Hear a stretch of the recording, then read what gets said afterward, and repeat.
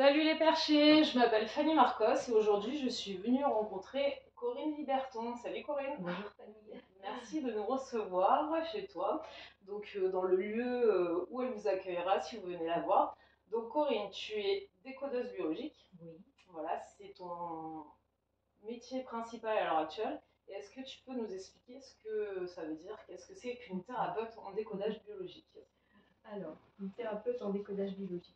Alors, est-ce que je peux d'abord, Fanny, t'expliquer comment je suis arrivée peut-être Ah, à tu ça? peux? Ah ouais, Ouais. avec grand plaisir. Ouais, vraiment, avec grand C'est plaisir. important pour moi, donc dans Ouais, ma parce que c'est recherche. Voilà. le cheminement Le qui t'a fil amené. conducteur. Ouais, Ouais, ouais, voilà. ouais, ouais. Donc, je viens d'une famille où il y avait énormément de disputes. D'accord. Une famille de séparation, voilà, de divorce. Ouais. Dans toute la famille. Donc, très jeune, ça m'a posé problème. Ok. Et je me suis demandé si c'était ça la vie, si moi, pourquoi j'étais née dans une famille comme ça. Et ça a Ouais. été toute ma recherche quand même dans ma jeunesse. Et ça a apporté ses fruits dans les études que j'ai choisies, puisqu'après j'ai choisi les études en fonction de ce que je vivais. Ok. Je voulais savoir pourquoi ma famille était comme ça, pourquoi moi je vivais ces situations-là et j'avais pas trouvé de mots à mettre dessus. Ouais, donc ça commençait tôt, hein, en fait. Oui, Ouais, ça c'est commençait tôt. tôt, oui. Ouais, Oui, mais oui, oui. Donc voilà, dans mes études, j'ai eu différentes approches comme la PNL, l'analyse transactionnelle, donc j'ai touché un peu à alors, tout. la PNL, c'est la Programmation neurolinguistique. Ouais. Voilà, ça j'avais dans mes études puisque j'avais fait un bac plus 3 en ressources humaines mais sociales, Ok. donc ce qui n'a rien Donc, à il voir te avec... l'incluait à Voilà, l'intérieur, oui, déjà, oui. ça faisait J'avais, partie voilà. du diplôme, quoi. Oui, Ok. j'avais différentes approches thérapeutiques, notamment avec les enfants aussi. Ok. Et puis mon chemin était de choisir la PNL, donc j'ai fait par après un master en programmation neurolinguistique. Bah, je savais même pas que ça existait. Ok. Ah oui, d'accord. Ouais. En Belgique. Hein, donc. Ah, c'était en Belgique. Voilà, Oui, oui. alors je comprends mieux, c'était en Belgique. Ouais. Voilà, à Bruxelles. Donc j'ai fait Ok, des ouais. études à Bruxelles. Voilà. Il y a une autre ouverture encore, peut-être. Peut-être. Je sais pas. Je sais qu'en médecine, c'est déjà plus simple Oui, de faire médecine en Belgique qu'en France. C'est pour ça que je dis Même il y a une kiné, autre ouverture, mais oui, même kiné, voilà, dans ce sens-là, c'est dans ce sens-là. C'est vrai, peut-être. Voilà. Voilà. Donc, en tout cas, j'ai fait la PNL là-bas. Ouais. Et après la PNL, il me manquait une petite dimension qui était plus de retrouver au niveau du corps, puisqu'en parallèle, je faisais déjà le yoga. Donc moi, j'ai commencé... Oui, parce que là, elle dit elle faisait déjà le yoga, mais il faut que vous sachiez qu'elle a été prof de yoga pendant très longtemps, plus de 10 ans, 15 ans, Oui, voilà, c'est ça. oui. Donc elle était prof de yoga avant. Voilà, c'est ce qu'elle oublie de vous raconter. Mais en parallèle, j'ai fait les études pour être prof de yoga. Donc d'accord, j'ai fait 5 ans. Pendant voilà. que tu faisais tes études en PNL, voilà, ton master de programmation neurolinguistique, oui. tu as fait, tu as passé ton diplôme pour être prof de yoga. C'est ça, oui. Ah ouais, donc ça fait, ok, ouais, c'est bien que déjà dès le début, quoi, parce que des fois on se retrouve mais plus tard dans la vie à faire ce genre de choses. Quoi. Okay. Oui, mais il y a peut-être des événements qui m'ont bouleversée. Ouais. Voilà, j'ai perdu ma maman très tôt. Et quand j'ai perdu ma mère, donc un gros repère quand même dans ma vie, déjà que je n'avais pas, puisque je ne vivais déjà pas avec elle, j'ai vraiment eu besoin pour moi de faire du yoga, de trouver un sens à ma vie et de trouver un sens à la mort, de trouver un sens dans tout ce que je recherchais, dans tout ce que je faisais et d'être dans l'écoute de mon corps. Aussi, voilà. Donc ça a été tout mon chemin. Ouais, c'est tout ton chemin. J'entends, je comprends. Ouais. Et est-ce que tu peux nous dire vite fait, si c'est possible, en 2 mots, la PNL, ce que c'est exactement? Alors je dirais que la PNL, c'est un outil de communication, c'est comment apprendre à mieux se connaître, à mieux communiquer avec les autres, avec soi-même, ce dont j'avais besoin. Parce que les thérapies que j'ai faites, ça m'a d'abord apporté à moi, avant de pouvoir apporter aux autres. Et moi, j'ai commencé très tôt une thérapie, donc entre 19 et 20 ans, j'ai commencé, moi, ma propre thérapie pendant des années. Et je suis très contente parce que c'est ça qui m'a aujourd'hui fait ce que je suis. Et c'est pour ça que j'ai voulu aussi dans ce chemin dire, ok, tout ce dont moi on m'a apporté, j'ai aussi envie de l'apporter aux autres. Voilà, il y a eu aussi ce chemin-là. Donc je dis merci à tous les thérapeutes que j'ai rencontrés en tout cas dans ma vie parce que j'ai fait différentes thérapies. J'ai essayé pas mal de choses. C'est complémentaire, de toute façon, on est tous complémentaires, comme avec la médecine normale, qu'on appelle normale, entre guillemets. Oui. Mais tout est complémentaire. Voilà. Donc de la master de PNL tout en suivant les cours de yoga. Voilà. Donc tu sors, tu as 2 diplômes en fait. Oui, voilà, j'ai 2 portes à mon arc, notamment le yoga qui me poursuit dans tous les instants de ma vie, parce que le yoga, c'est pas que c'est une philosophie de vie. Oui, c'est pas qu'une posture ou une respiration. C'est une philosophie de vie qu'on enclenche dans toute sa vie, et avec laquelle on vit tous les jours. Ok, c'est bien que tu abordes ce sujet-là aussi. Parce qu'on pourrait croire que le yoga c'est du sport et des postures et des respirations, mais ça va encore au-delà de ça. Mais je pense que de toute façon, la vie est une philosophie et c'est sur tous les plans qu'on a des choses à mettre en place.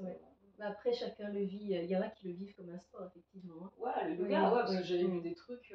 Bon, c'est pas le sujet, je vais arrêter, mais j'avais vu des trucs, c'était du sport, il fallait transpirer, il mettait la. Oui. Bien sûr, aujourd'hui, il est. Mais en Inde, il n'est pas en tout cas il n'est pas employé comme ça. Au départ, c'est quand même une philosophie, c'est quand même une écoute profonde du corps. Et de là, justement, dans cette PNL, il me manquait quand même ce côté écoute profonde du corps émotionnel. Donc, un jour, je lis un bouquin et ça m'interpelle et je me dis, c'est vraiment ça qui me manque. Donc là, je vais faire en France, dans le sud, quelques années en décodage biologique. D'accord, effectivement, ok. Avec ça t'a fait arriver ici, quoi. Ok, Non, pas du tout, non. Mais en arrivant ici, je savais déjà que j'allais, en tout cas, faire ces études-là. D'accord, de décollage biologique. Donc voilà, j'ai ajouté ça. À ton arc. À mon arc, oui. Finalement, c'est quand même ce qui est principal, plus tout l'apport de ce que tu as eu autour.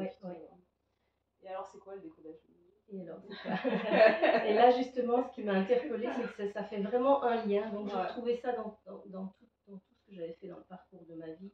C'est vraiment le lien entre les émotions, le corps et la maladie, entre guillemets, je vais mettre les symptômes du corps. Et dans le yoga, j'avais déjà ce lien qui fait que tu ne peux pas dissocier un corps de la tête, du mental. Tu ne peux pas dissocier les deux. Tout est en connexion, tout est en accord, et on retrouve ça aussi justement dans ce décodage biologique. Voilà. Donc, les gens ici peuvent venir me voir autant pour un conflit psychologique, tu vois, que pour un conflit biologique, un conflit dans le corps. Voilà, que ce soit pour une maladie, que ce soit pour un symptôme, on appelle symptôme tout ce que tu peux avoir, que ce soit une problématique, j'ai mal tout le temps au coude, que ce soit une douleur qui ne s'explique pas, parce que des fois tu vas chez le médecin, tu dis bon, j'ai une douleur là, tu fais tous les examens, on ne trouve rien, mais ça ne veut pas dire qu'elle n'existe pas.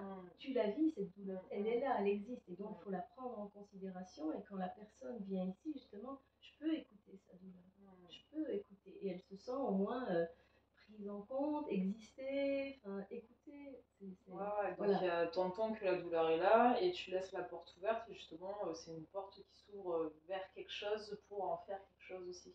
Voilà. Parce qu'elle a été entendue, c'est sans solution, et non, il n'y a rien d'existence ici, elle est là, elle existe, donc on la trouve pas sur les radios ou je ne sais, ou les scanners ou je ne sais, mais elle est là, on entend qu'elle est là, et donc maintenant qu'est-ce qu'on fait avec ça ? Voilà, c'est ça, elle est là, la personne la vit, et voilà, c'est elle, je vais la mener justement dans l'écoute profonde de cette douleur, où je vais la ramener dans l'instant présent, et cette douleur, tu vois, c'est un peu comme une guidance en méditation, je te dirais, tu vois, la personne s'installe, soit elle s'installe couchée, soit elle s'installe assise, je fais fermer les yeux, et je la ramène dans l'écoute de sa douleur, et tiens, où est-ce que ça se trouve, dans quel endroit du corps, qu'est-ce qu'elle ressent, je vais aller vraiment la faire rechercher la sensation, tu vois, le ressenti, c'est comment, on va préciser vraiment, c'est comme une pointe, c'est comme un couteau, tu vois, on fait vraiment préciser pour que la douleur soit de plus en plus écoutée, qu'elle soit là, qu'elle soit présente dans l'instant où elle le revit.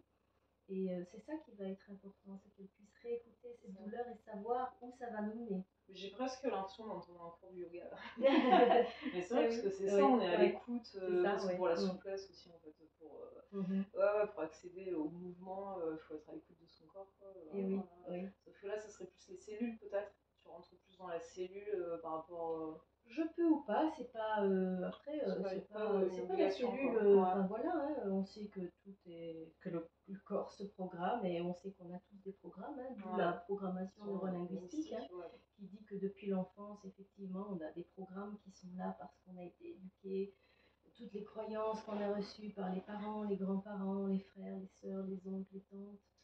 Tout ce qu'on nous a inculqué évidemment, et puis on vient déjà à la naissance avec notre petit sac à dos, moitié papa, moitié maman. Donc il y a le transgénérationnel qui est encore autre chose. Mais que ça en fait partie quand même dans le décollage biologique. Ça peut, oui, bien sûr, oui, je peux aller jusqu'au transgénérationnel. Mais après, moi, je vais plutôt déléguer à d'autres qui, je sais, qui travaillent qui sont plus spécifiques. Mais je peux toucher effectivement. J'écoute aussi le langage, donc je peux toucher aussi en me disant, ok, si je sens vraiment que c'est du transgé. Si tu sens que ça dépasse après tes compétences, bien sûr, parce que tu vas déléguer à quelqu'un qui est spécialisé. Il y en a ici. Mais en fait, ça porte bien son nom, on va bien le décoder en fait. C'est ça. Parce que là, quand tu parles, tu vas bien décoder ce que tu ressens et tu vas l'approfondir de plus en plus. Et décoder, c'est quoi? C'est vraiment aller trouver le code qui s'est mis, je trouve, dans le corps. D'où ça vient. Donc voilà, moi c'est vraiment d'aller trouver l'instant précis. Donc si par exemple une personne vient avec un conflit psychologique, ça va être pareil, tu vois. On va retomber justement sur les émotions, parce que tout est émotionnel.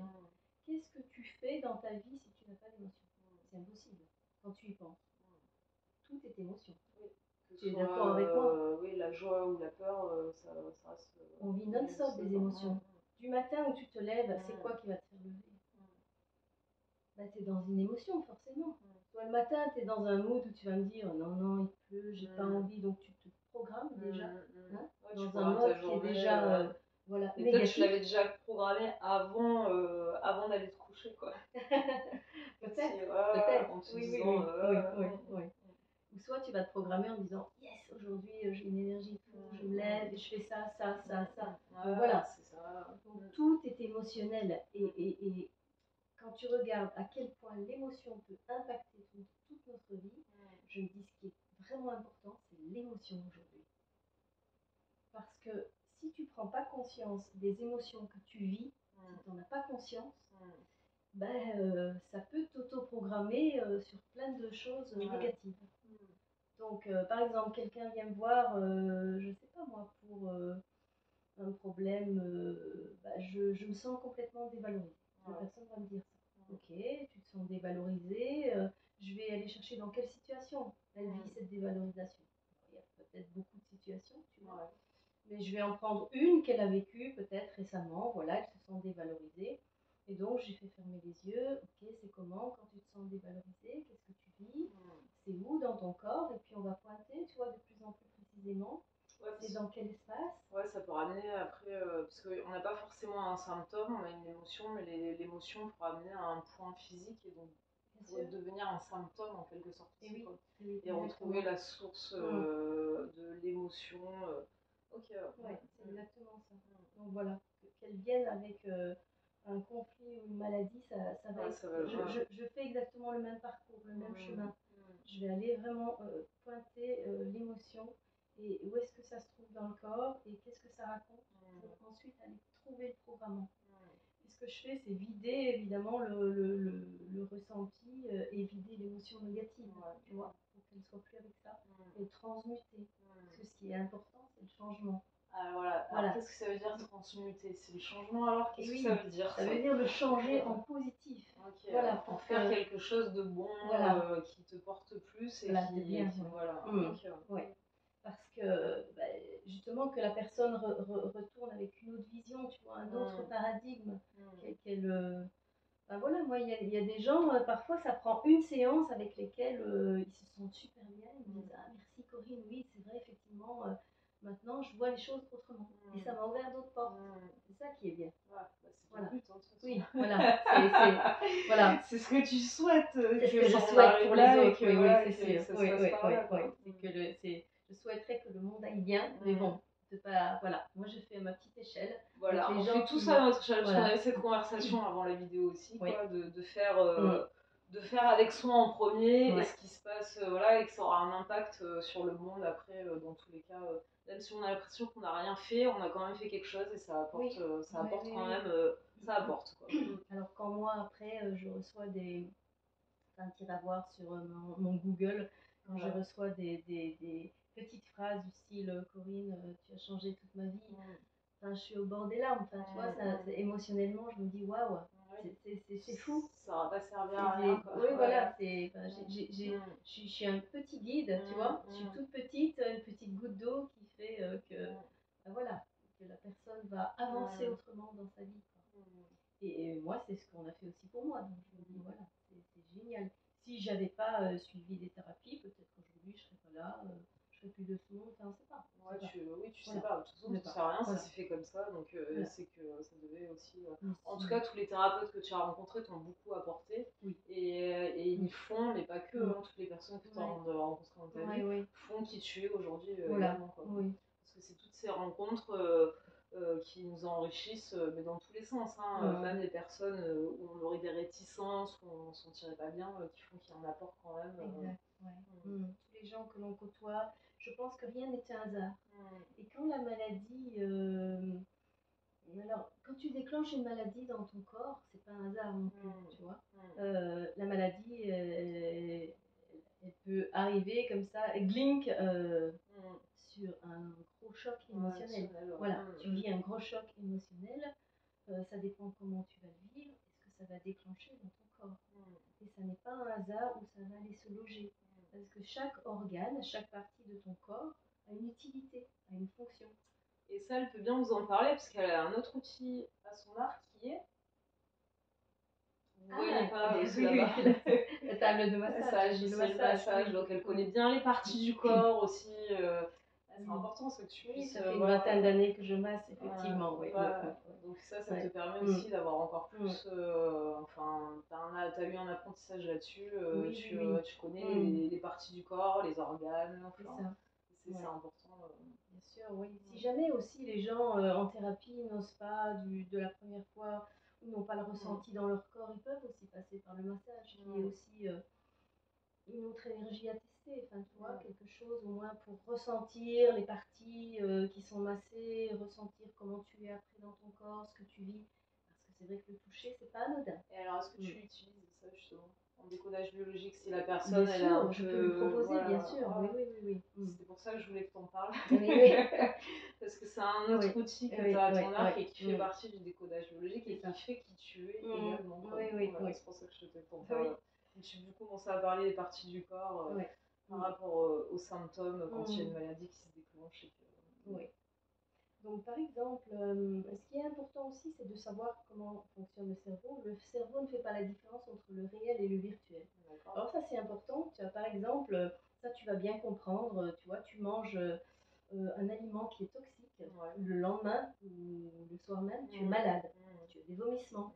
Ça, tu comprends bien. Tu te dis, bah mince, alors, qu'est-ce que j'ai mangé qui était de toxique.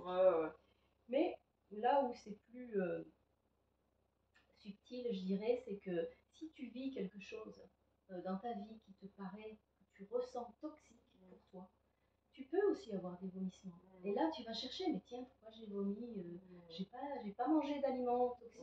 Mais ton cerveau ne fait pas la différence. Pour lui, tu as vécu quelque chose de toxique. Et quelque chose de toxique, il veut le rendre à l'extérieur. Parce que le corps, je pense qu'il a sa mission, c'est de nous protéger.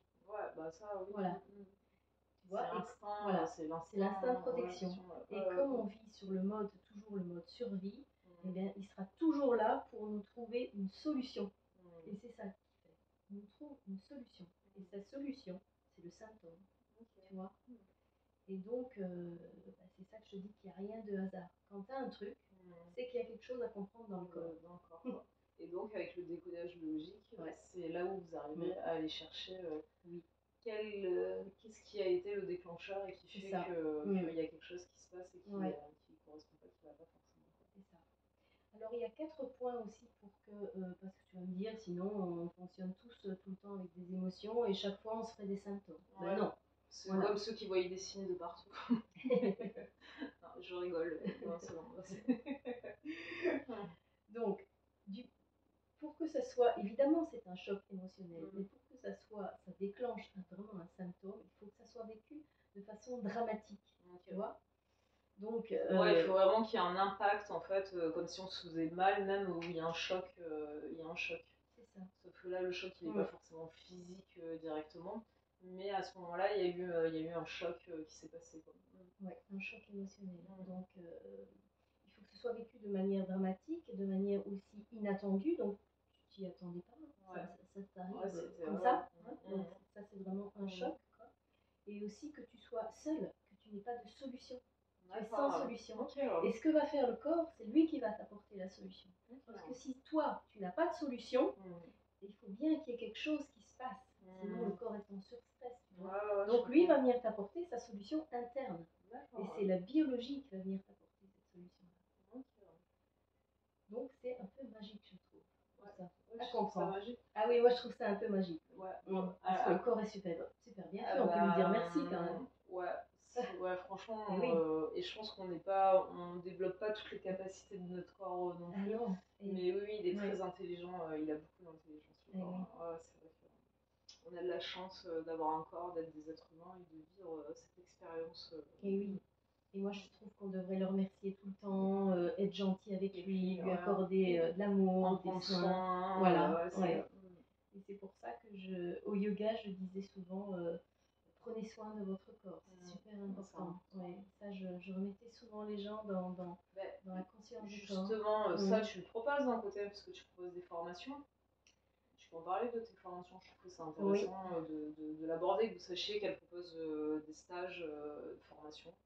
Plutôt stage ou formation? Stage, oui, je vais dire stage pour l'instant, oui. Elle propose des stages qui sont intéressants parce que c'est avec l'approche du corps et s'occuper de son corps. Quoi. Ça mène à ça. Tu peux en parler si tu veux un peu. Alors, moi seule, aujourd'hui, je propose presque une fois par mois un stage de week-end ici, dans cette pièce, où je mets 3 à 4 tables de massage. Et c'est une initiation au massage.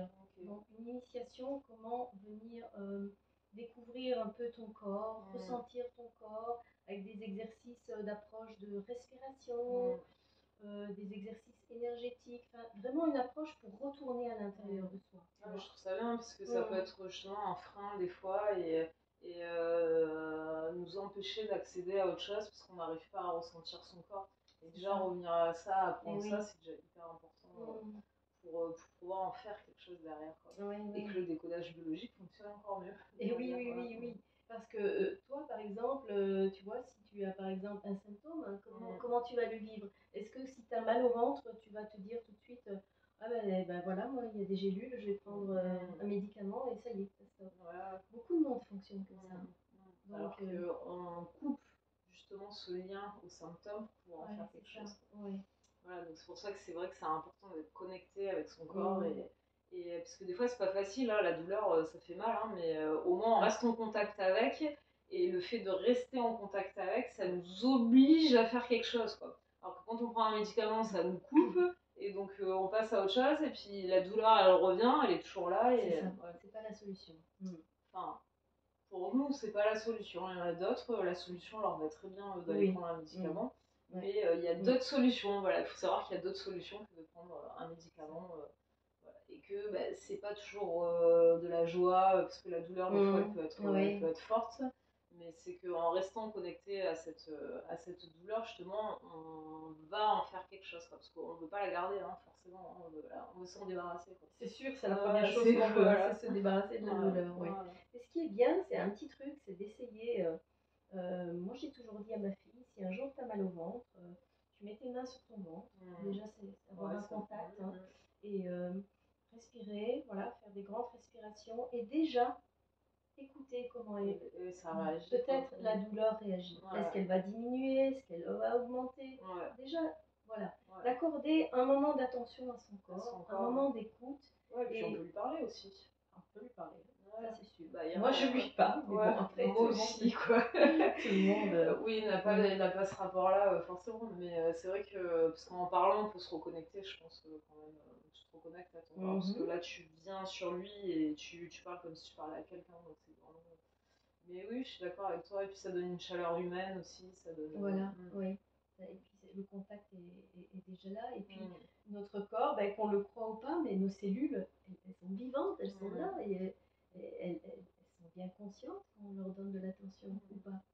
Donc ce lien du corps, il faut constamment qu'il soit là, qu'il soit pas rompu, quoi. Ouais, être en lien. Voilà.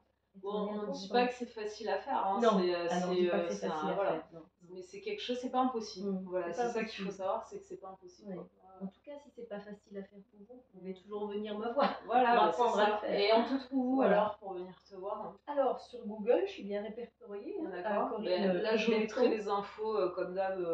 Donc, on te trouve sur Google. Sur Google, j'ai des vidéos aussi. Ouais, t'as une chaîne YouTube. Ouais, sur YouTube que tu peux voir. On mettra la chaîne. J'en ai quelques-unes. Hein. J'ai pas forcément été beaucoup sur YouTube. Ouais. J'ai un Facebook. J'ai un Insta, j'ai un LinkedIn. Waouh. Voilà. Bon, j'ai pas mal bien achalandé. J'ai pas mal de réseaux. Bah, c'est bien, tu l'as bien développé. Les autres réseaux, j'y suis pas et j'ai pas envie. Bah, c'est déjà pas mal. Hein, c'est déjà pas mal. C'est déjà pas mal, quoi. Ouais. Et alors, t'es situé où? On est où là? Alors, on est où là? Ici, je suis en Sud-Ardèche. Ouais. Donc à Orniac-la-Veine, un petit village de 500 habitants. Mais moi, je fonctionne aussi en visio. Ah, donc, oui, mais moi, je développé la visio pendant le Covid. Et je trouve que, comme je n'ai pas besoin de toucher, j'ai juste besoin de voir le non-verbal et la personne, tu vois. Donc, tu peux faire ça à distance. Moi, je fonctionne aujourd'hui à distance avec des Parisiens, avec des Suisses, oui, bien sûr. Donc elle est accessible à distance, même si vous pouvez pas venir en Sud-Ardèche, même si je vous conseille, parce que c'est quand même sympa, quoi. Voilà, c'est quand même, c'est sympa. Mais ouais, donc tu peux faire à distance. Oui. Bon, de toute façon, après, il y aura toutes les infos, vous aurez les liens sur les réseaux sociaux, donc il y aura toutes les infos, quoi. Ok, est-ce que tu veux rajouter quelque chose qui te paraît important? Ce qui me paraît important pour moi, c'est de vivre en conscience. En conscience à chaque instant. Quand tu prends ton bain, quand tu prends ta douche, quand tu te réveilles le matin, déjà être en conscience avec ton corps, ne fût-ce que prendre le temps de t'étirer, c'est déjà d'accorder de la conscience à ton corps, de dire tiens, comment je me sens ce matin, comment je suis, qu'est-ce qui se passe dans mon corps, enfin voilà, c'est de garder un lien constant avec le corps, et plus on vivra en conscience, tous, je pense que moins il y aura aussi de développement de symptômes et de maladies. Mais enfin, ça n'est que ma croyance. Hein. Voilà, chacun la sienne. Et voilà, c'est d'être conscient aussi que quand on a, par exemple, un hématome, on va se cogner quelque part, on se fait un hématome, juste de rester en conscience avec l'hématome qu'on vient de se faire, et c'est déjà apporter quelque chose au niveau de son corps, quoi. Donc voilà, c'est rester le plus possible en lien avec ce que l'on vit tous les jours. C'est pas facile. Et moi-même, c'est un chemin de tous les jours que je fais encore aujourd'hui, que j'apprends. Et je pense que jusqu'à la fin de ma vie, je suis là pour apprendre. Et je trouve ça bien d'apprendre tous les jours, à chaque instant, des choses nouvelles, des choses différentes. Je trouve que la vie, c'est ça, c'est l'évolution, le changement. Voilà. Donc, ça fait partie de la vie de tous les jours.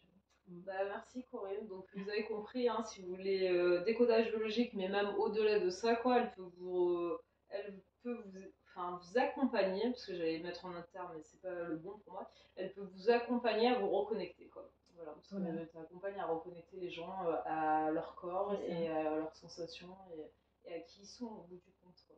Oui, et surtout à vivre la maladie différemment et à mettre un sens sur ce que l'on vit, c'est important, parce que souvent, c'est ça, c'est un manque de sens et des mots qu'on ne peut pas mettre, et ça, c'est difficile.